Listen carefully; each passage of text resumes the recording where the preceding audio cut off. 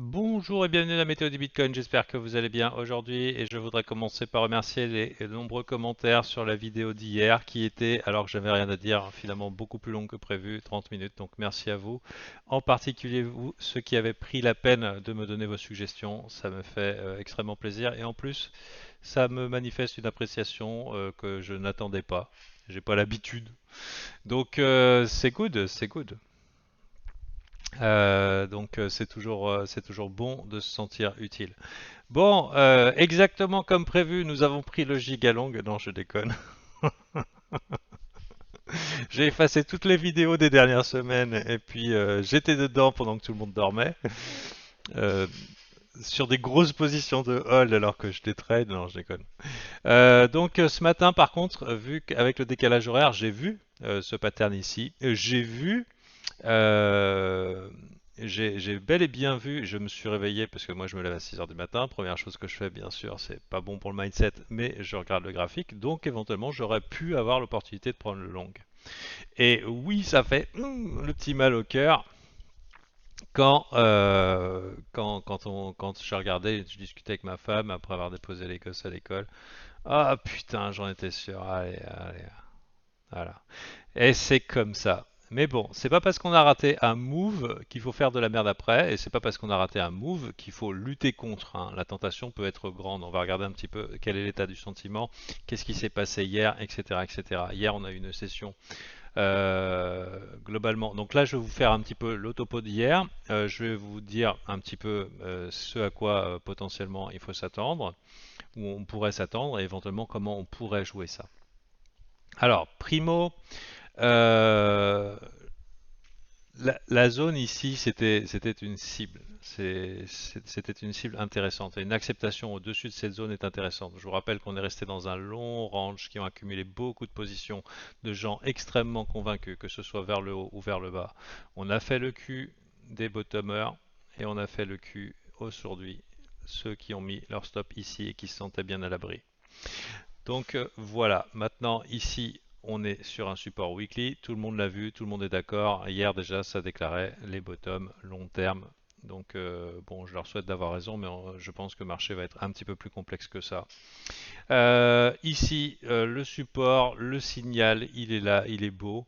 Et on commence à avoir l'impulsion. Pour ceux des investisseurs long terme, c'était ce que je leur disais. Attendez, ne serait-ce que voir que l'open monthly pète, hein.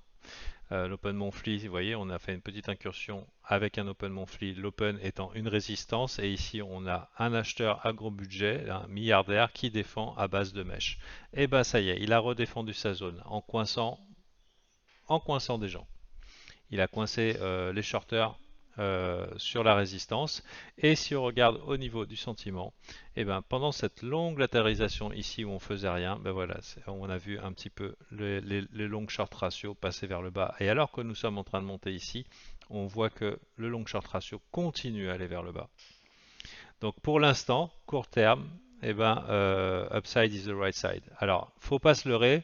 Ceux qui ont organisé ça et ceux qui ont pris leur position ont peut-être, enfin, je pense pas qu'ils ont déjà commencé à prendre leur profit.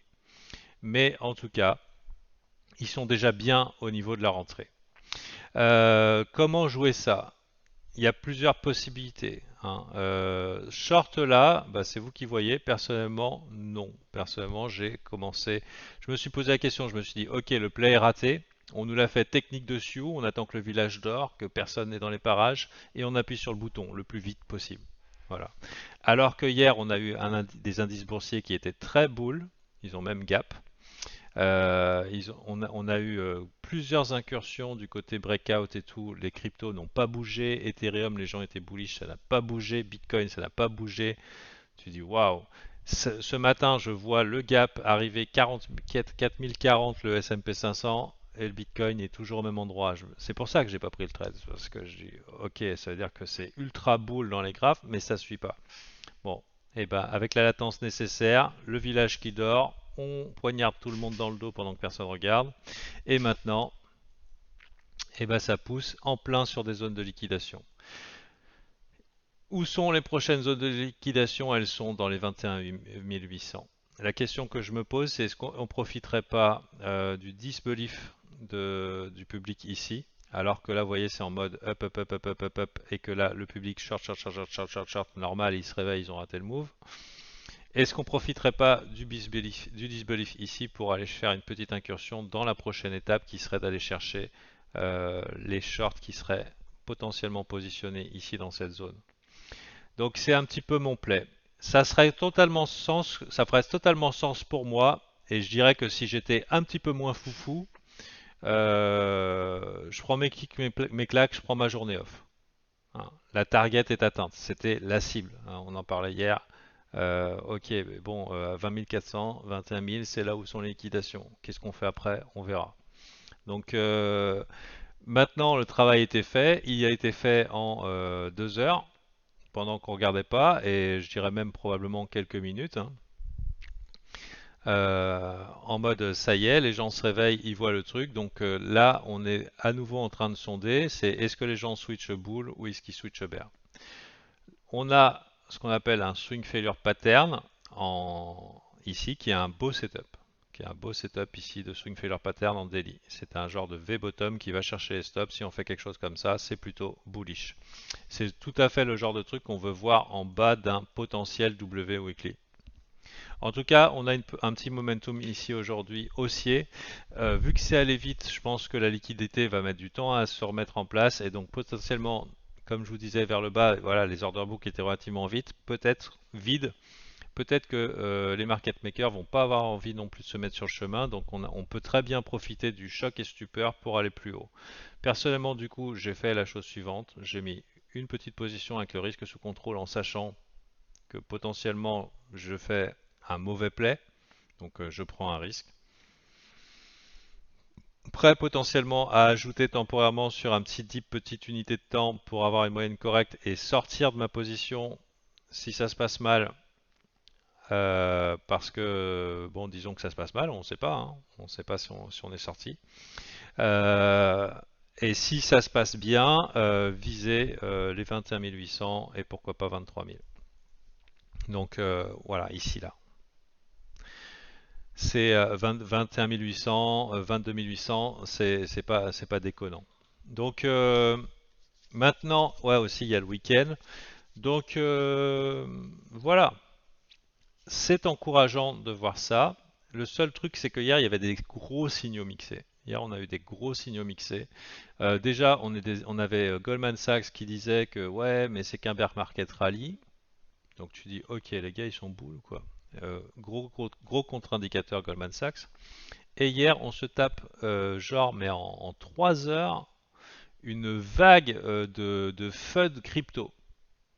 Alors, FUD, c'est peur, incertitude, doute. Et hier, je parlais avec les copains et je disais, dis donc, il y a quand même des gros signes de bottom. Bien sûr, même si tu les vois, tu n'as pas envie de les acheter, mais en fait, ils étaient bien là.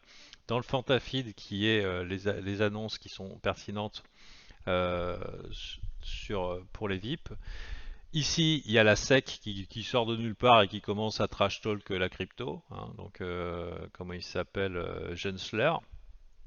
Ouais, ouais, moi je poussais pour la régulation crypto, faut pas que si les cryptos, faut pas ça. Et genre même pas une heure après, il y a Powell qui dit ouais mais les cryptos c'est de la merde, donc globalement ici, pour juste ensuite nous sortir, même pas longtemps après, un groupe random qui poursuit qu'à une base. Donc en gros on s'est tapé, alors qu'on avait des indices haussiers, un Goldman Sachs qui dit non non mais c'est qu'un bear market rally, n'achetez surtout pas et tout, et qu'on s'était pris des jolies bougies vertes déjà de la veille. En plus, on se fait une petite voltée de non, ben les cryptos c'est de la merde, n'en achetez pas. Euh, Ça, c'est peut-être encourageant. Maintenant, dans les contre-indications, il y a eu aussi beaucoup de contre-indicateurs. On a vu des gars que t'as pas envie de dire que c'est le bottom, qui ont dit que c'était le bottom. Bon, après tout, ils ont survécu, ils ont le droit d'avoir aussi les beaux jours.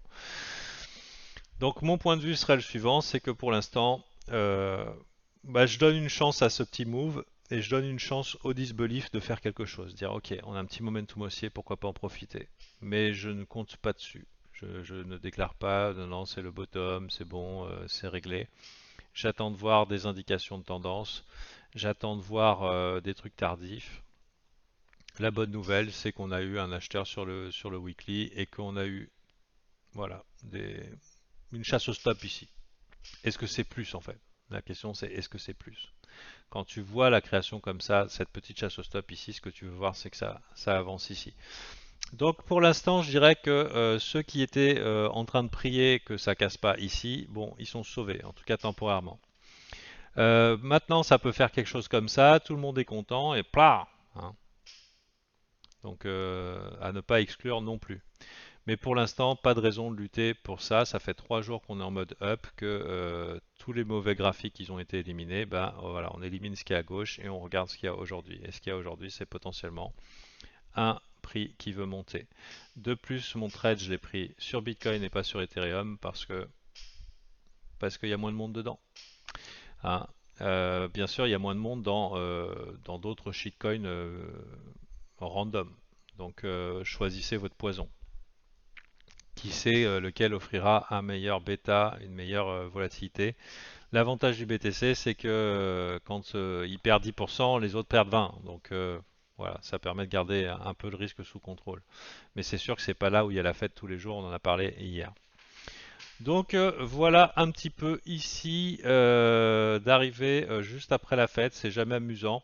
Si là moi j'ai fait l'option de mettre ma main dans le piège à loup, hein, entre guillemets, avec le risque que ça implique, euh, et un plan d'action qui m'évitera simplement, ça m'évitera de FOMO ici en fait, vous voyez ce que je veux dire.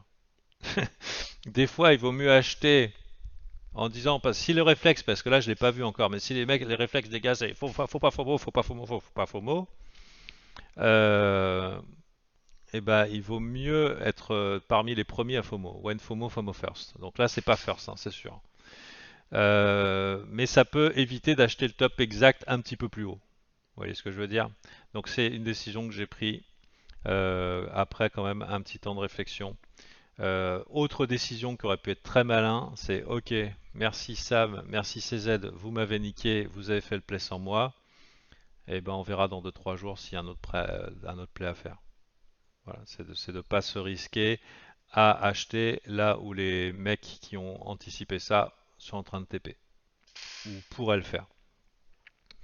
Donc choisissez ce que vous voulez faire et si vous êtes en position long terme, voir un BTC qui réagit bien sur des supports weekly, c'est encourageant. C'est encourageant. Donc surtout avec ce qu'on a autour, les news qu'on a autour qui n'ont eu aucun impact sur le marché. Le seul problème, c'est qu'on sait bien que c'est pas les acheteurs qui ont poussé ça. C'est le manque de liquidité. Les acheteurs, ils sont contentés de s'assurer qu'il y ait des gens qui se placent du mauvais côté du trade, qui ont profité du manque de liquidité, et ensuite ils ont poussé. Mais, pour la petite information, moi j'étais dans une phase de sentiment qui ressemblait beaucoup à celle que j'ai ressentie à plusieurs phases de marché, notamment celle-là. Après, il faut switcher vite, évidemment. Celle-là, phase de marché plutôt déprimant ici, cette baisse, si on s'en souvient bien. Ou même celle-là. Donc qui sait si on n'est pas loin du bottom? Qui sait? À savoir qu'un bottom, ce n'est pas un niveau, c'est une zone et c'est une période, hein. Ça veut dire que même si c'est le bottom et même si vous achetez le bottom, est-ce que pendant les 3 mois où on ira peut-être nulle part pendant ce temps-là, est-ce que vous allez flancher ou pas flancher, hein? Maintenant, autre chose ici, c'est que le push qu'on a eu là, c'était un push basé sur le manque de liquidité et la chasse au stop. Ça veut dire qu'il ne faut pas forcément jeter une technique dessus pour faire monter le prix. Si les acheteurs se pointent après, c'est valide, hein. Donc là, c'est ce qu'on verra aujourd'hui. À quel moment les acheteurs se pointent. On a quand même beaucoup de stablecoins sur le côté, beaucoup de gens qui sont flat. Le marché a été quand même éprouvant pour la majorité des acteurs. Donc, qui sait si après une petite pump, une petite étincelle, il n'y a pas des gens qui se pointent dessus. On garde toujours un œil sur les indices. Ici, c'est un gap up, ça ne veut pas dire forcément que, oh là là, direction ATH. C'est un gap up, ça veut dire que c'était plutôt haussier. Lui aussi, il nous a fait ce V-bottom un petit peu, et vous avez vu ce qui a suivi derrière, 2 journées bien vertes. Donc voilà, je vous souhaite le meilleur comme d'habitude. Je vous invite à garder votre risque sous contrôle. Ça veut dire quoi? Ça veut dire compresser les perdants au minimum. hein, pour se donner l'opportunité de développer de l'expérience, de la compétence et de kill it sur le long terme. Allez, bonne journée à vous et à la prochaine.